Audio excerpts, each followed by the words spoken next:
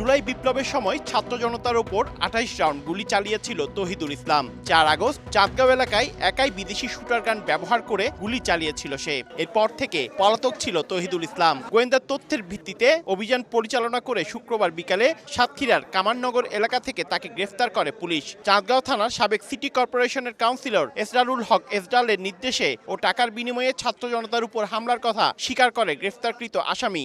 শনিবার সিএমপির মিডিয়া সেন্টারে আয়োজিত সংবাদ সম্মেলনে পুলিশ জানায় তার বিরুদ্ধে 5টি হত্যা মামলা সহ 12টি মামলা রয়েছে। এই যে অস্ত্রটি আমরা ফেসবুক সহ বিভিন্ন সামাজিক যোগাযোগ মাধ্যমে দেখেছি, এটি পাকিস্তানি তৈরি একটি অস্ত্র, শুটার গান।